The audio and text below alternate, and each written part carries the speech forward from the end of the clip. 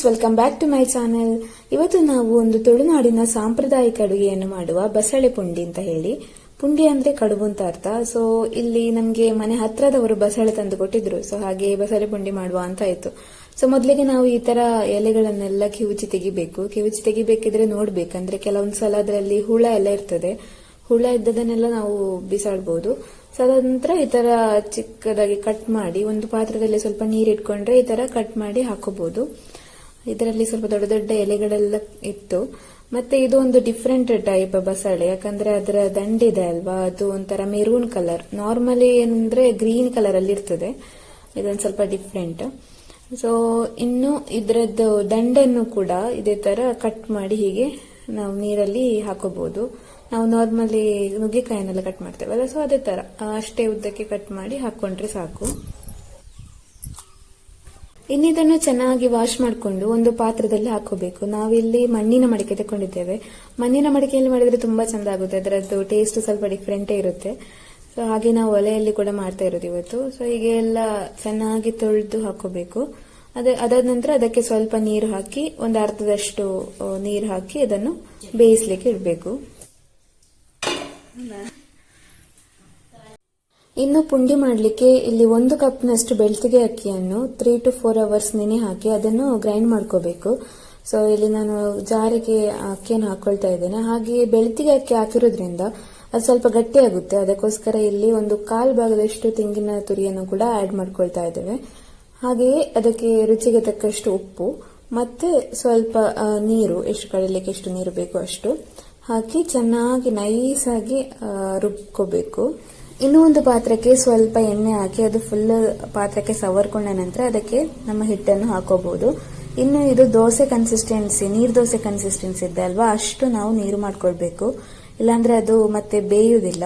So ಇಷ್ಟು ನೀರು ಮಾಡ್ಕೊಂಡ್ರೆ ಸಾಕು. ಇನ್ನು ನಾವು ಮೀಡಿಯಂ ಫ್ಲೇಮ್ ಅಲ್ಲಿ ಇಟ್ಟಿದ್ದನ್ನು ಬೇಯಿಸ್ಕೊಳ್ಬೇಕು. ಸೊ ಬೇಯಿಸ್ಕೊಳ್ತಿರ್ಬೇಕಿದ್ರೆ ಈ ತರ ಸೌಟ್ ಹಾಕ್ತಾನೆ ಇರಬೇಕು, ಇಲ್ಲಾಂದ್ರೆ ಅದು ತಳ ಹಿಡಿಯುತ್ತೆ, ಹಾಗೆ ಬೇಗ ಗಟ್ಟಿ ಕೂಡ ಆಗ್ತಲ್ವಾ. ಸೊ ಇವಾಗ ಗಟ್ಟಿ ಆಗ್ತಾ ಬರ್ತಾ ಇದೆ. ಇನ್ನು ನಾವು ಇದನ್ನು ಸ್ವಲ್ಪ ಹೊತ್ತು ಬೇಯಿಸ್ಕೋಬೇಕು. ಅದು ತಳ ಬಿಟ್ಟು ಬರುವಷ್ಟು ನಾವು ಬೇಯಿಸ್ಕೊಳ್ಬೇಕಾಗ್ತದೆ. ಸೊ ಇವಾಗ ಆಲ್ಮೋಸ್ಟ್ ತಳ ಬಿಡ್ತಾ ಇದೆ.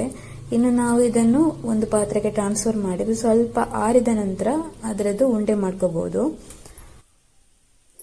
ಇನ್ನು ಇಲ್ಲಿ ನಾನು ಬೆಲ್ಲ ಮತ್ತು ರುಚಿಗೆ ತಕ್ಕಷ್ಟು ಉಪ್ಪನ್ನು ಬಸಳೆಗೆ ಹಾಕೊಳ್ತಾ ಇದ್ದೇನೆ.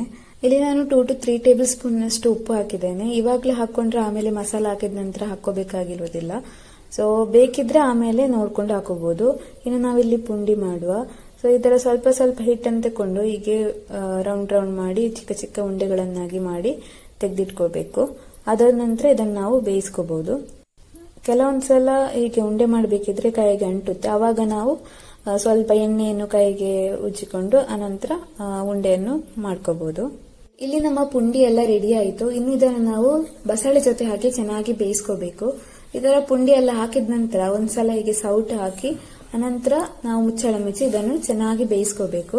ಇನ್ನು ನಾವು ಮಸಾಲೆಗೆ ರೆಡಿ ಮಾಡ್ಕೊಳ್ಳುವ. ಇಲ್ಲಿ 2 ಟೇಬಲ್ ಸ್ಪೂನ್ ಕೊತ್ತಂಬರಿ, 1/4 ಟೇಬಲ್ ಸ್ಪೂನ್ ಮೆಂತ್ಯ, 1 ಟೇಬಲ್ ಸ್ಪೂನ್ ಜೀರಿಗೆ, ಹಾಗೆಯೇ 1 ಟೇಬಲ್ ಸ್ಪೂನ್ ಸಾಸಿವೆ, ಮತ್ತೆ 7 ರಿಂದ 8 ಮೆಣಸು, ಮತ್ತೆ ಕರಿಬೇವು, ಇಷ್ಟು ಹಾಕಿ ನಾವು ಅದನ್ನು ಫಸ್ಟಿಗೆ ಫ್ರೈ ಮಾಡ್ಕೋಬೇಕು. ಸ್ವಲ್ಪ ಎಣ್ಣೆ ಹಾಕೊಂಡು ನಾನು ಫ್ರೈ ಮಾಡ್ಕೊಳ್ತಾ ಇದ್ದೇನೆ.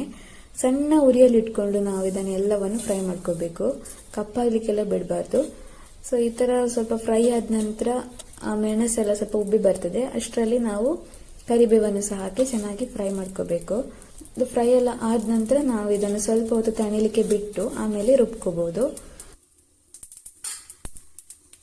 ಇಲ್ಲಿ ನಾನು ಅರ್ಧ ತೆಂಗಿನಕಾಯಿಯನ್ನು ತುರಿದಿಟ್ಟಿದ್ದೇನೆ.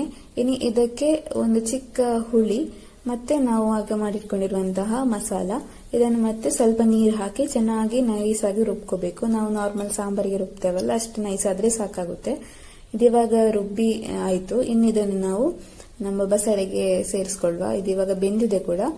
ಸೊ ಇದನ್ನು ಹಾಕಿ ನಾವು ಸ್ವಲ್ಪ ನೀರು ಹಾಕಿ ಸ್ವಲ್ಪ ಕನ್ಸಿಸ್ಟೆನ್ಸಿ, ನಾವು ನಾರ್ಮಲ್ ಸಾಂಬಾರಿಗೆ ಮಾಡ್ತೇವಲ್ಲ ಅಷ್ಟು ಕನ್ಸಿಸ್ಟೆನ್ಸಿ ಅಷ್ಟು ನೀರು ಹಾಕಿದ್ರೆ ಸಾಕು. ಸೊ ನಾನು ಇಷ್ಟು ಕನ್ಸಿಸ್ಟೆನ್ಸಿಯಲ್ಲಿ ನೀರು ಹಾಕಿದ್ದೇನೆ. ಇನ್ನು ಇದನ್ನು ಮುಚ್ಚಳ ಮುಚ್ಚಿ ಚೆನ್ನಾಗಿ ಕುದಿಲಿಕ್ಕೆ ಬಿಡಬೇಕು.